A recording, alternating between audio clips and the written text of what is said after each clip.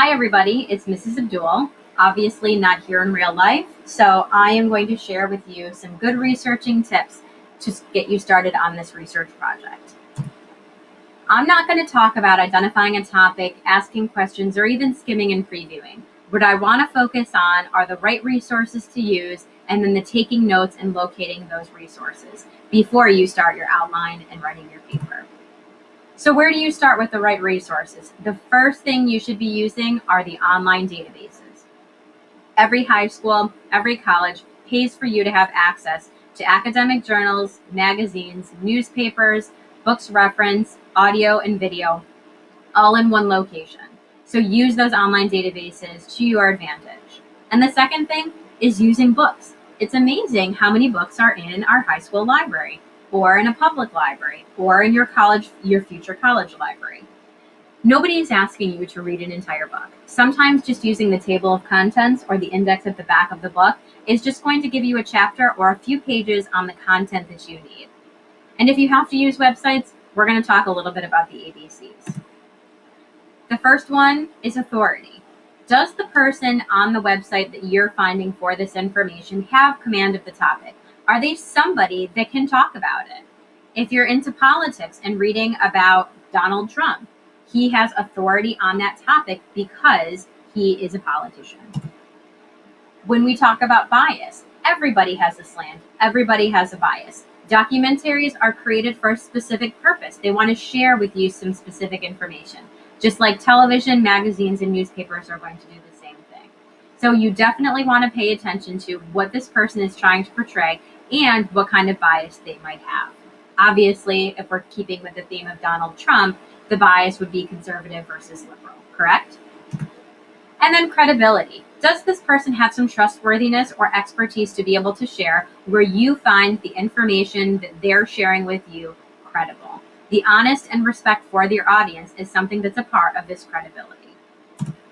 And if you aren't going to do the ABCs, try to keep it real.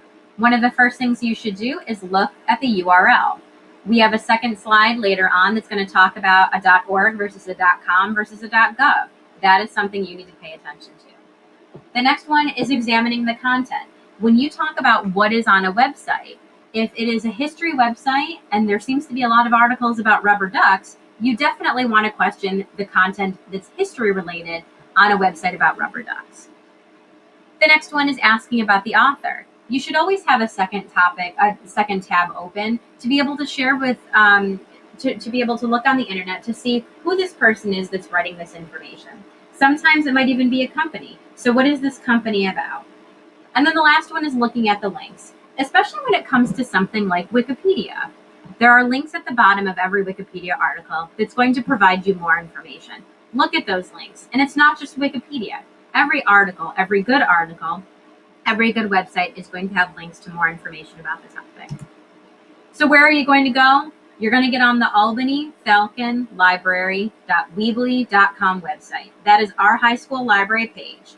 You're going to click on databases and know that our passwords are always our mascot.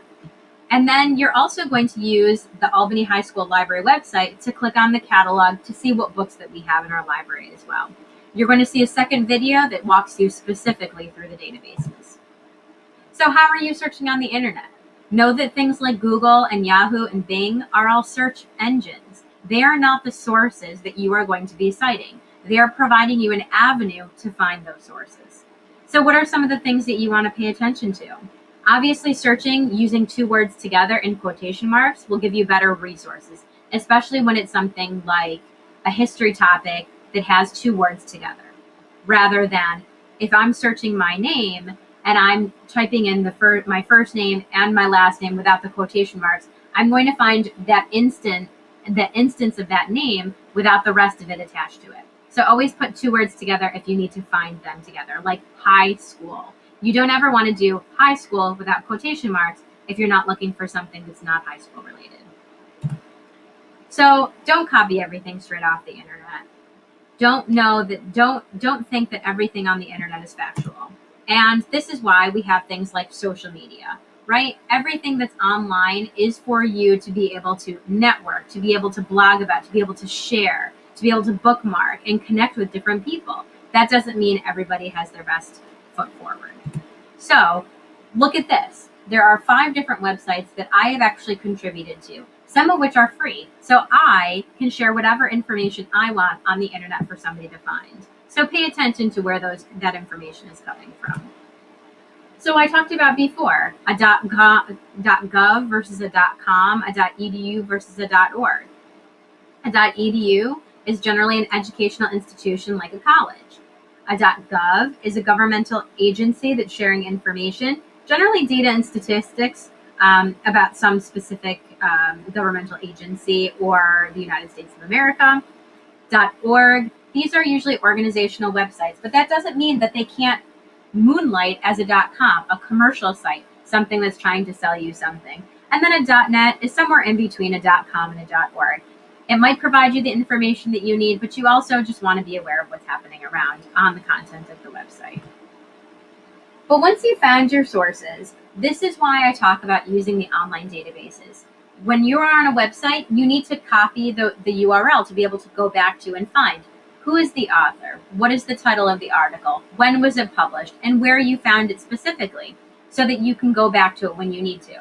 But the best thing about online databases is that it provides the citation at the bottom of every article. You do not have to worry about where to find the information because it's always at the bottom. Then let's talk about taking notes.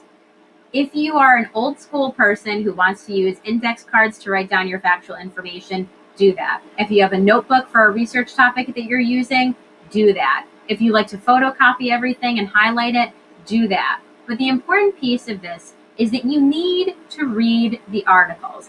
Just because you have found an article does not mean you have read it to be able to understand it and see how it fits in with the research you're conducting. You will find articles that you are not going to use in your research paper. So give yourself enough time to find enough articles to be able to not have to fit the 3 that you did find into a research paper. Have 10 that then you can delete and not use so that you have maybe 5 great resources for your research paper. So make sure that you're reading the articles, which means that you have to save them in order to use them again. And use the library in your librarians. Obviously, I can't be with you there today to be able to show you a little bit more, but I hope this is a good start to be able to start the conversations about conducting good research.